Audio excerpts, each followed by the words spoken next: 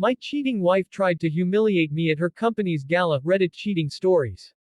I never thought betrayal would come wrapped in evening gowns and champagne glasses. But life has a cruel way of teaching lessons you never asked to learn. It all started when my wife, Melissa, insisted I attend her company's annual gala. Now, let me be clear, Melissa rarely wanted me involved in her work events. She always said I wasn't polished enough for the corporate crowd. I'm a contractor by trade, rough hands, straightforward words, more comfortable with a hammer than a glass of fine wine. But that year, she practically begged me to come. At first, I thought she was finally proud to show me off.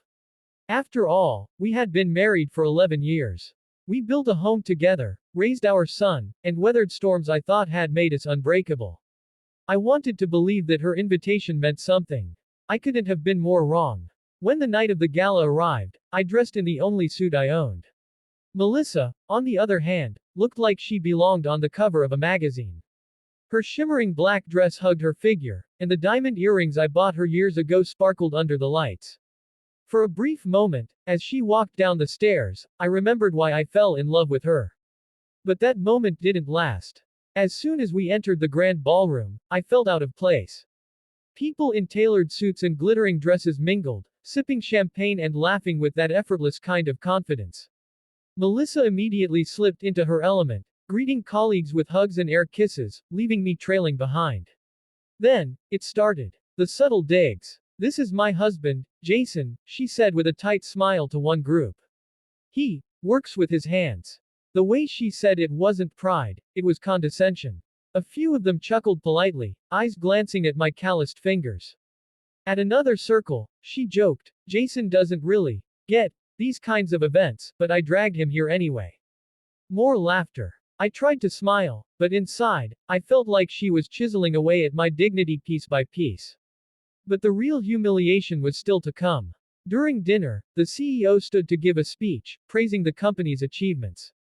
Melissa, seated beside me, leaned close to her colleague, a man I hadn't met yet. He was younger than me, slick in his navy suit, with a grin that never seemed to fade. "This is Andrew," Melissa finally introduced. "He's been such a great partner at work." The way she lingered on the word partner sent a chill through me. I extended my hand, and Andrew shook it with a confidence that bordered on arrogance. But then, throughout the meal, I noticed things. The way Melissa's hand brushed his arm.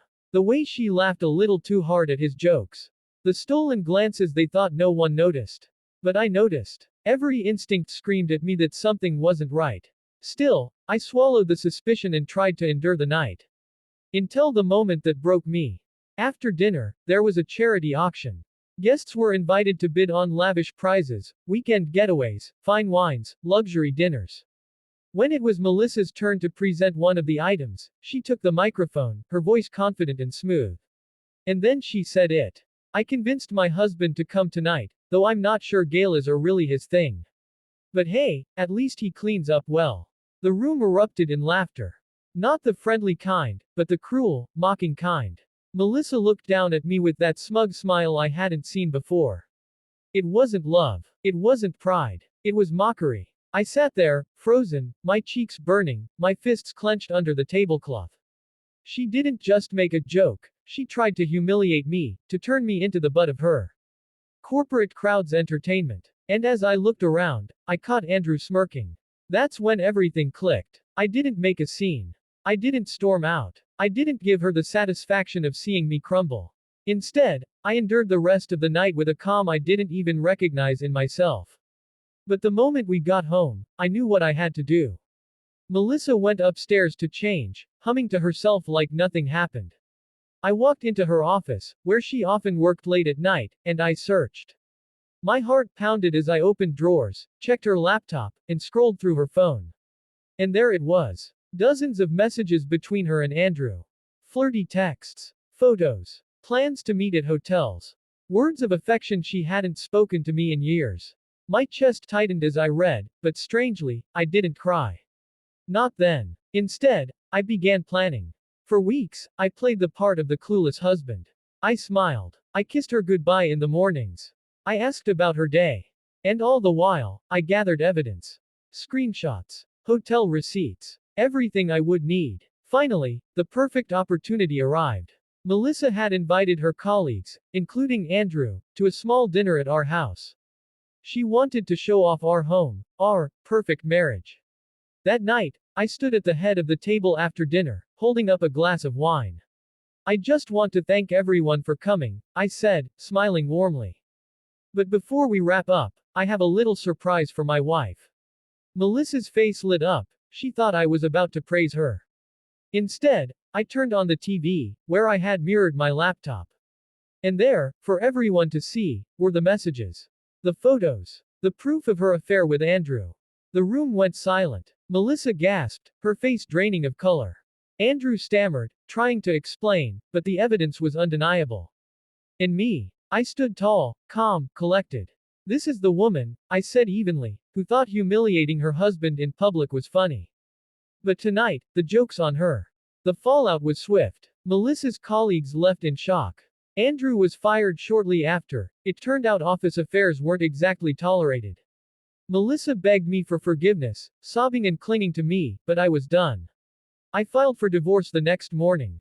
It wasn't easy. The months that followed were filled with pain, anger, and loneliness. But through it all, I discovered something I had lost during my years with Melissa, my self-respect.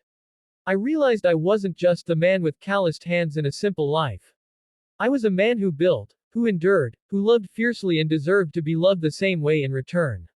And now, I've moved on. I'm rebuilding my life piece by piece, not just with bricks and wood, but with strength and dignity. Melissa thought she could humiliate me. Instead, she freed me. Because sometimes, the greatest revenge isn't anger or cruelty.